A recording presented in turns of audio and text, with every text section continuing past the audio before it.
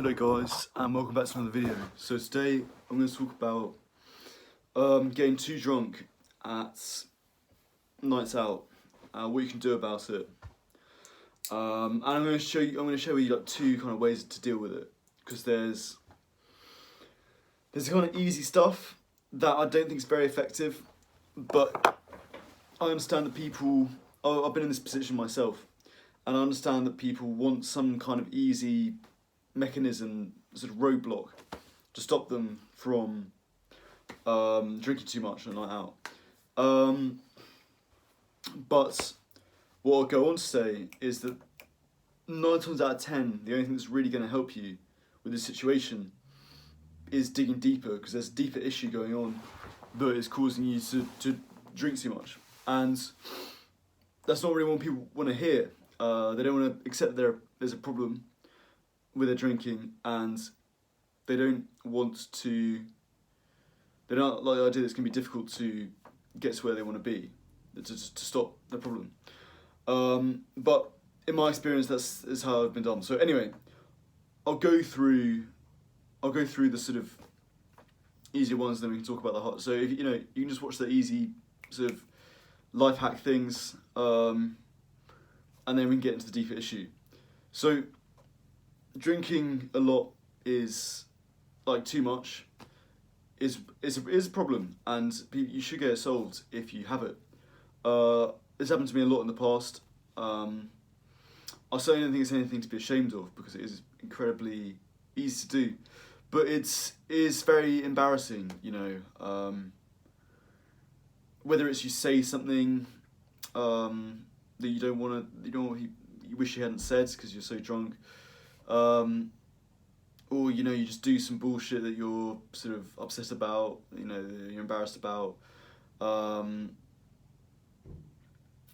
You just feel like it's always happening, and maybe you go to a party and you don't want to drink very much, and then you end up getting really drunk, and that begins to become a bit of a cycle where you're like, okay, all right, this party I won't drink too much, and you have a few beers, and suddenly you're like, the whole thing's a blur, right?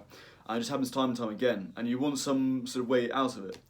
So here are the kind of life hacks because I've explored everything. I've done a lot of life hacks to try and stop myself from drinking too much, and I've seen a lot of other people do similar things, and so we'll go through this now. So a lot of these life hacks don't work terribly well. This one is actually a really good idea, and I still do it, even though I've sort of, there have been other things that have helped me stop drinking so much, and that is the first drink that you have, make it be a non-alcoholic one. This sort of rule reminds me a bit of that scene in The Godfather where that guy's like, may their first child be a masculine child, and it's like, let your first drink be a non-alcoholic drink. But anyway, yeah, this is a really great one, for two reasons. One is it just sort of puts a block in the road of, because I often think like getting too drunk at a party or a club or whatever is a bit like going down a stream, and a stream goes very fast, right? But then every now and again it hits a rock, and the rock sort of slows the stream down, or it's there's something in the way of the stream that slows down the flow of water, and having a non-alcoholic drink first thing is a bit like stopping the stream early on. So even if you go back to drinking alcohol afterwards, which you will do because it's only the first drink that's non-alcoholic, it takes you a little bit longer to get up to that, sort of get back into that cycle you're in where you've just really pissed now. But it's still, so it might not save you completely, but it just diverts the danger slightly of you going down that route. I think the other thing is, actually, people find this quite hard to do, to make the first drink. Even if they know they can have a beer afterwards, there's something about the first drink. It's just quite hard to not say no to alcohol in any context, if you're drinking, if you're in a drinking context. So anyway, do that. That's kind of number one thing. And this is the reason I say that it's hard for people is because it's actually a good way to train your brain into saying no to alcohol for future times. Because a lot, what I kind of realised is just I never had that neural pathway of like being at a bar and saying, oh, actually I'm just going to get a Fanta or a Coke or whatever. And the result is that I just would never do it. And so even if in the moment it doesn't have that much of an effect, it's just a good point where you kind of still got your wits about you to train that part of your body that goes, actually, I'm going to get a non-alcoholic drink. And so it has long-term benefits, and that's why I say it's actually quite a good way to stop yourself from falling into the trap of drinking too much. And often what's happened when I've done this in the past is you start drinking this, and if you're used to going out and drinking alcohol a lot, you suddenly start drinking a non-alcoholic drink, and you're like, oh, this is actually great. I don't feel drunk. It's actually really nice. I've got my wits about me. I'm sort of, I don't have the kind of dumbness you get when you're drunk. Yeah, well, like, this is actually brilliant, and you start feeling a positive loop about sobriety and not drinking too much alcohol, which is good as well. And that was the start of me drinking less, was doing this. And I'd just go to a bar and be like, oh, actually I'll get a non-alcoholic drink to start with, and then I was like, actually I'm just not going to drink at all tonight. This is fantastic. I'll just get, I can't really be bothered to drink. So it has that kind of positive impact on your behaviour. The second thing you can do, and I recommend this as well, is have drinks that you like, that are non-alcoholic. Get a taste for drinks that you like, that aren't alcoholic. Because I think a lot of the time we associate two things with alcoholic drinks. We associate the pleasurable effects it has on our mind and the taste. And because non-alcoholic drinks don't have the first thing, they don't have the psychoactive effects on you, then we tend to forget about we tend to think, therefore, it doesn't have the nice taste as well. But of course, the thing I found as I was in this position is that actually having a Coke or a Fanta or something is actually, it's a different kind of taste. And sure, I'd probably prefer the taste of a lager, but it's still pretty nice. I'm willing to compromise in a way that I wouldn't with a glass of water maybe or a cranberry juice, even though I think they're in some sense better alternatives. So I think find drinks that you actually like to drink that are non-alcoholic, and if you do get those kind of drinks, don't worry too much about whether they're healthy or not, because you probably know this already, but alcohol is incredibly bad for you anyway. And I think it's actually a lot worse than people think.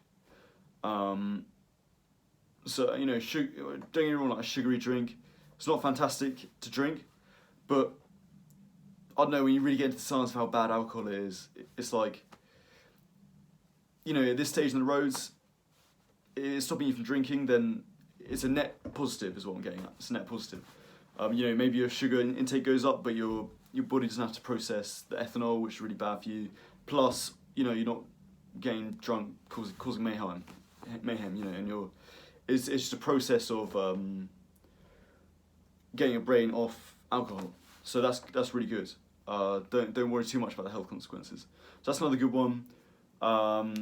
Find ways to sort of release that dopamine you get from alcohol, from other sources. And another thing you'll find is, like, once you are able to do this, a lot of the desire to get drunk or even drink in the first place goes away, because we're just used to having a beer after work, or we're used to having a cocktail when we go to a club, or a rum and coke when you go to a club. But if you just get in a habit of not doing that, and it's difficult to begin with, but if you can have it so it's like actually a nice drink that you're drinking, very quickly you get a positive loop about drinking that as well, and then it's not such a big deal if it's alcohol or not that you're drinking in these environments. So that's another one that's good. Another thing is increase the volume of, so dilutes the amount of alcohol in your drink. Now I remember when I worked in a nightclub, a lot of people would sometimes ask for like a pint glass, like they want a vodka and coke or rum and coke or whatever, which is in quite a small glass, but there once it's in a big cup, and I was like, well, why do you want that? But then what I realised is they wanted the coke, they wanted the vodka, they wanted the rum to be diluted with more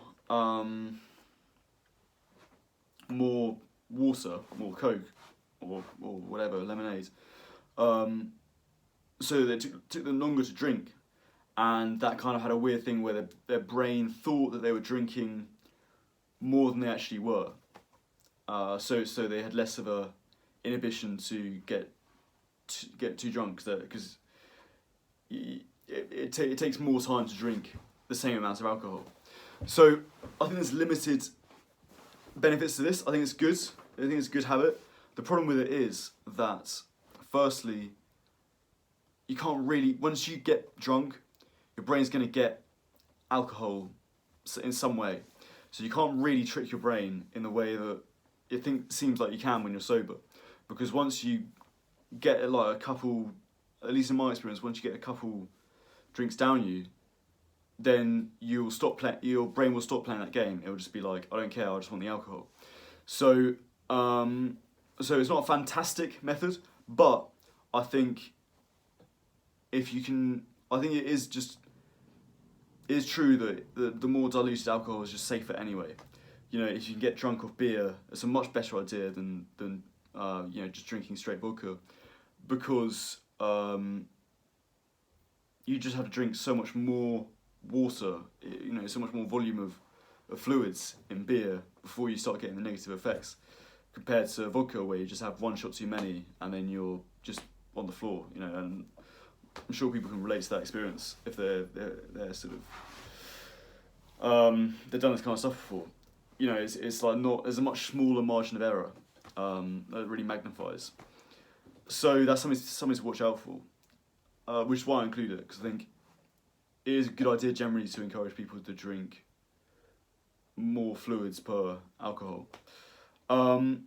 So those are my sort of rough ideas for a lot more life hacky kind of stuff that's helped me get off, sort of prevent myself from getting really drunk when it's not appropriate. So use those as you wish. I think they're all fantastic as a way of getting yourself into getting control of your drinking. But I think the thing that's helped me much more than that is something very different. And it's quite difficult, it's a much more difficult thing to do, which is why I include it as a separate thing. And that is to allow you to sort of realise that you have a problem with how much you're drinking. Recognise it as a problem. And the people don't want to do this because you put those two words together, drinking problem, and people freak out. But I just think you're drinking too much. That by definition is a problem. So call it what it is for a start. It's a drinking problem. Now, does that mean you're an alcoholic? No. Alcoholics have drinking problems, but you could be, you can have drinking problems and not necessarily be an alcoholic. It's not necessarily black and white, but I think you need to square up to the issue properly. And once you do that, once you see it for what it is, then you are in a position where you can address the issue with much better mindset. So why have you got a drinking problem? Well, it might be mental health. The biggest thing that's saved me from drinking so much is regular exercise, which had an enormous crazy effect on my mental health. And from then, I just stopped. You know, I've never binged alcohol since, really. I've been drunk a few times, but even then, I've been absolutely in control. And I put most of that down to just better mental health from exercising, and just feeling good from exercise. Now, I mean, maybe it's not exercise for you. Maybe it's something else. Maybe it's meditation. I don't know. It's difficult to say. I'm going to do some videos in the future about how I've helped to improve my mental health. But it could be, you know, there's something there that I think once you. So yeah, maybe it's not exercise for you. Maybe it's something else. I'm not. It's difficult for me to say, but I think that the thing that's really helped me control how much I drink. I still drink. But the thing that's really helped me control it is just having better mental health, which I put down to exercise. Not so much has it been, you know, things like that I just mentioned, like having a non-alcoholic drink to begin with. You know, finding non-alcoholic drinks that you like to drink. You know, increasing the amount of fluids in your drinks. You know, that stuff can help, but the real stuff that's going to completely change your drinking habits is better mental health.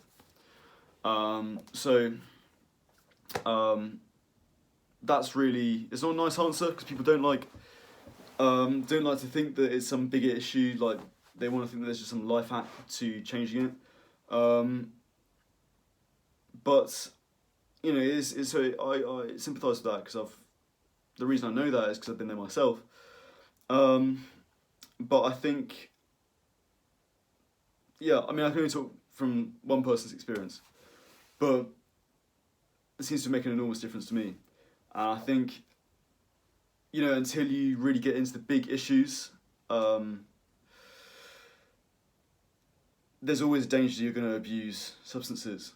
And, you know, I'm not saying I was some massive alcoholic, but I definitely had a big problem with drinking, and it got me in a lot of bad situations, and now it's not a problem. So I do have some level of knowledge. But anyway, guys, I hope you enjoyed this, and I'll see you guys soon.